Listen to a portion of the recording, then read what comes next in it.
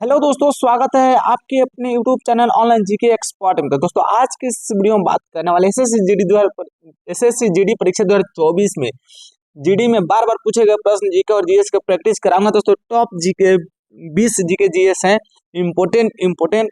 तो दोस्तों, उसी का आज हम प्रैक्टिस कराएंगे, आपको याद भी कराएंगे। तो दोस्तों, बने रहिए वीडियो के अंत तक, बिना स्किप किए फुल वॉच कीजिए। हमारे चैनल को सब्सक्राइब करें या ना करें, लेकिन इस वीडियो को शुरू से अंत तक जरूर देखिएगा। दोस्तों, चलिए दोस्तों, प्रश्न नंबर 1 देखते हैं। दोस्तों, यहाँ पर प्रश्न नंबर 1 में कह रहा है 1873 में उन्होंने सत्यशोधक समाज की स्थापना की।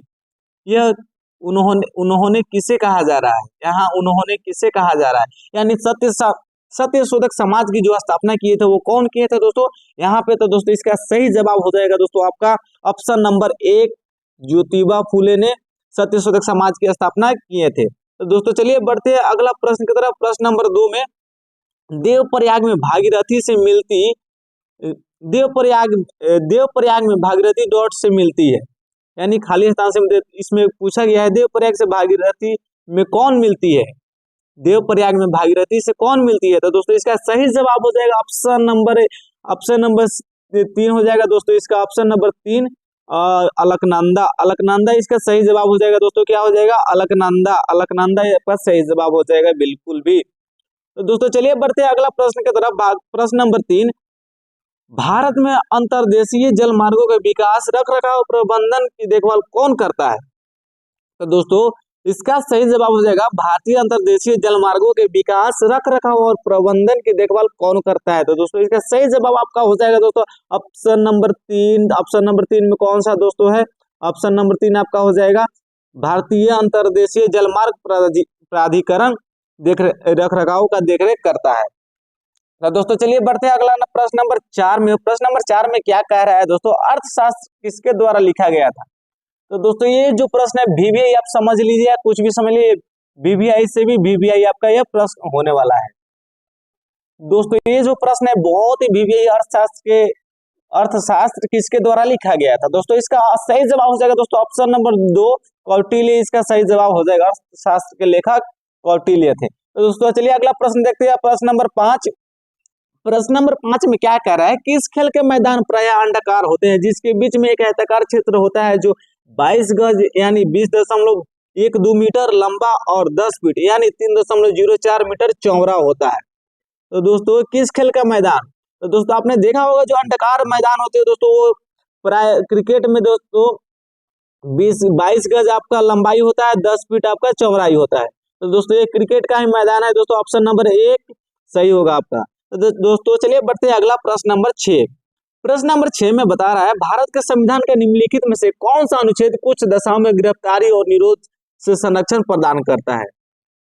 दोस्तों इसका सही जवाब हो जाएगा दोस्तों ये जो है दोस्तों ऑप्शन नंबर 2 में अनुच्छेद 22 आपको दिखाई दे रहा होगा दोस्तों। मौलिक अधिकार के अंतर्गत ये आते हैं दोस्तों, फंडामेंटल राइट के अंतर्गत आते हैं अनुच्छेद 22। आपको गिरफ्तारी और कुछ दशाओं में गिरफ्तारी और निरोध संरक्षण प्रदान करता है। तो दोस्तों अगला प्रश्न देखते हैं, प्रश्न नंबर 7। राजस्थान की विवाहित महिलाओं द्वारा मनाया जाने वाला गणगौर का वार्षिक त्योहार हिंदू माह के किस माह में मनाया जाता है? तो दोस्तों राजस्थान की विवाहित महिलाएं द्वारा मनाया जाने वाला गणगौर का वार्षिक त्योहार हिंदू माह के खाली स्थान में मनाया जाता है। तो दोस्तों कौन सा महीना है जिसमें गणगौर त्योहार मनाया जाता है, जो राजस्थान में मनाया जाता है? तो दोस्तों इसका सही जवाब हो जाएगा दोस्तों ऑप्शन नंबर 4, चैत्र के महीना में ये जो गणगौर त्योहार मनाया जाता है। तो चलिए दोस्तों देखते हैं अगला प्रश्न नंबर 8। प्रश्न नंबर 8 में कह रहा है दोस्तों 2022 में ग्रीष्मकालीन पैरालंपिक में किस देश ने सर्वाधिक स्वर्ण पदक जीते थे? दोस्तों ये कह रहा है जो 2022 में ग्रीष्मकालीन पैरालंपिक जो हुआ था तो इसमें किस देश ने सर्वाधिक जो गोल्ड मेडल जीते थे? तो दोस्तों इसका सही जवाब हो जाएगा ऑप्शन नंबर 1, चीन ने सर्वाधिक पद जीते थे। तो दोस्तों अगला प्रश्न है 9 नंबर प्रश्न, निम्नलिखित में से कौन सा अप्रत्यक्ष कर का उदाहरण है? निम्नलिखित में से कौन सा अप्रत्यक्ष कर का उदाहरण है? तो इसमें से इसका जो सही जवाब हो जाएगा दोस्तों, इसका सही जवाब हो जाएगा दोस्तों जीएसटी। जो अप्रत्यक्ष रूप से जो कर लगाया जाता है दोस्तों उसको जीएसटी हम लोग कहते हैं। तो चलिए दोस्तों अगला प्रश्न देखते हैं, प्रश्न नंबर 10। व्यक्तिगत प्रयोजक आय वह धन है जो घरेलू उपभोग खाली स्थान और आयकर के लेखांकन के बाद खर्च के लिए उपलब्ध होता है। तो दोस्तों उपभोग करेंगे तो उसके बाद क्या होता है, जो बचत और आयकर के लेखांकन व खर्च के लिए उपलब्ध होता है। दोस्तों इसका जो सही जवाब हो जाएगा दोस्तों ऑप्शन नंबर 1 बचत हो जाएगा। तो दोस्तों चलिए अगला प्रश्न देखते हैं। यदि 4 मजदूरों की जरूरत है और 7 काम कर रहे हैं तो 3 अतिरिक्त मजदूर किस तरह की बेरोजगारी से पीड़ित है? तो दोस्तों इसका सही जवाब हो जाएगा दोस्तों ऑप्शन नंबर 2 में प्रछन्न बेरोजगारी आपका सही जवाब हो जाएगा। तो चलिए अगला प्रश्न देखते हैं, प्रश्न नंबर 12। प्रश्न नंबर 12 में कह रहा है दोस्तों कि चूना पत्थर, खरिया एवं संगमरमर खाली स्थान के विविध रूप है। दोस्तों चूना पत्थर और खरिया एवं संगमरमर क्या चीज का रूप होता है? जो ताजमहल बने क्या चीज से बना है दोस्तों? विविध रूप उसका क्या होता है दोस्तों? इसका जो विविध रूप होता है दोस्तों कैल्शियम कार्बोनेट होता है।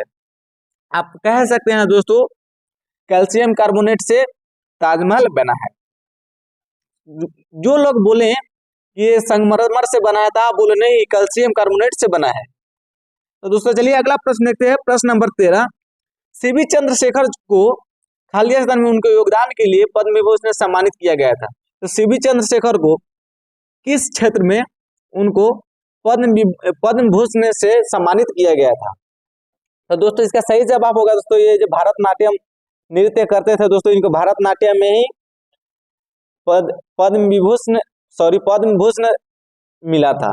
दोस्तों अगला प्रश्न जो प्रश्न नंबर 14 होने वाली है दोस्तों, बहुत ही खास, बहुत ही ये जो प्रश्न है दोस्तों ये VVI है, VVI बिल्कुल भी VVI है दोस्तों, ये बिल्कुल आप इसको याद कर ही लीजिएगा, अपने नोटबुक में इसको VVI लिख कर ही लिखिएगा। तो दोस्तों ये कह रहा है क्षारक लाल लिटमस पत्र को कैसा कर देता है? खाली स्थान कर देता है। तो दोस्तों कैसा कर देता है? जो क्षारक जो है लाल लिटमस पत्र को कैसा कर देता है? तो दोस्तों इसका सही जवाब जो हो जाएगा दोस्तों नीला। इसका सही जवाब हो जाएगा दोस्तों नीला। तो चलिए दोस्तों अगला प्रश्न देखते हैं, प्रश्न नंबर 15। निम्न में से क्या औद्योगिक विकास की हानि है? तो दोस्तों आप सभी देखते होंगे फैक्ट्रियों के चलता होगा तो उसमें से क्या निकलता है दोस्तों? धुआं निकलता है। तो धुआं से क्या होता है दोस्तों? प्रदूषण। धुआं से क्या होता है दोस्तों? प्रदूषण। तो प्रदूषण आपका सही जवाब हो जाएगा। औद्योगिक से विकास की हानि है, तो औद्योगिक जो हम लोग औद्योग की तरफ बढ़ रहे हैं तो हमारा क्या हानि हो रहा है? प्रदूषण बहुत ही ज्यादा तेजी से फैल रहा है। अगला प्रश्न देखते हैं, प्रश्न नंबर 16। निम्नलिखित राजनेताओं में से कौन जुलाई 2022 में भारत के राष्ट्रपति बने हैं? दोस्तों ये आपको करंट का क्वेश्चन है दोस्तों। 2016 नंबर प्रश्न में कह रहा है निम्नलिखित राजनेताओं में से कौन जुलाई 2022 में भारत के राष्ट्रपति बने? तो दोस्तों आपको पता होगा द्रौपदी मुर्मू जी ने ही आप 2022 में ही राष्ट्रपति बनी। 2022 में द्रौपदी मुर्मू ने राष्ट्रपति की पद पे शपथ ली। तो दोस्तों अगला प्रश्न देखते हैं, प्रश्न नंबर 17। प्रश्न नंबर 17 में कह रहा है खाली स्थान कैबिनेट और राज्यपाल के बीच संपर्क की एकमात्र कड़ी है। कैबिनेट जो है और राज्यपाल के बीच के संपर्क की एकमात्र कड़ी है, किसके द्वारा संपर्क होता है? तो दोस्तों इसका सही जवाब हो जाएगा दोस्तों मुख्यमंत्री। इसका सही जवाब हो जाएगा दोस्तों मुख्यमंत्री। अगला प्रश्न देखते हैं, क्वेश्चन प्रश्न नंबर 18। ये नंबर हमने छोड़ दिया है, टाइपिंग में थोड़ा सा गलती हुई है। तो दोस्तों अगला जो 18 नंबर प्रश्न है, 18 नंबर प्रश्न में कह रहा है 1830 अप्रैल 2022 को चीफ ऑफ आर्मी स्टाफ का पदभार किसने संभाला?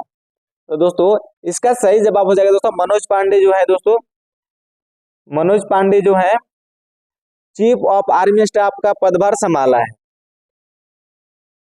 Chief of army staff. तो दोस्तों इसका आगे अगला प्रश्न देखते हैं हम लोग 19 नंबर में। प्रश्न नंबर 19 में कह रहा है नवंबर 2022 तक की स्थिति के अनुसार भारत के केंद्रीय सूचना और प्रसारण और युवा कार्यक्रम और खेल मंत्री कौन है? दोस्तों 2022 तक की स्थिति के अनुसार भारत के केंद्रीय सूचना और प्रसारण युवा कार्यक्रम और खेल मंत्री कौन है? तो दोस्तों अभी जो खेल मंत्री है दोस्तों, इसका सही जवाब हो जाएगा दोस्तों, इसका सही जवाब हो जाएगा दोस्तों, इसमें थोड़ा सा हमें डाउट हो रहा है। हमें तो लगता है ये क्या होगा दोस्तों, अनुराग सिंह ठाकुर होगा, लेकिन हमें थोड़ा डाउट है। अश्विनी वैष्णव यहाँ हमें दिया हुआ है, तो दोस्तों अनुराग सिंह ठाकुर होंगे, इसमें थोड़ा सा डाउट है दोस्तों। इसको आप गूगल से सर्च कर लीजिएगा कौन सा इसका सही जवाब होगा। तो चलिए अगला प्रश्न देखते हैं, 20 नंबर प्रश्न। अलर मेल वली निम्नलिखित में से किस शास्त्रीय नृत्य के प्रतिपादक हैं? अलरमेल बल्ली निम्नलिखित में से किस शास्त्रीय नृत्य का प्रतिपादक है? तो दोस्तों इसका सही जवाब हो जाएगा दोस्तों भारतनाट्यम। इसका सही आंसर होगा भारतनाट्यम। तो दोस्तों उम्मीद करता हूँ ये वीडियो काफी पसंद आया होगा। दोस्तों पसंद आया तो हमारे चैनल को सब्सक्राइब कर लीजिएगा और बेल आइकन प्रेस को ऑन कर लीजिएगा। चलिए दोस्तों मिलते हैं इसी तरह के इंटरेस्टिंग और नॉलेज वीडियो के साथ में, तब तक के लिए जय हिंद।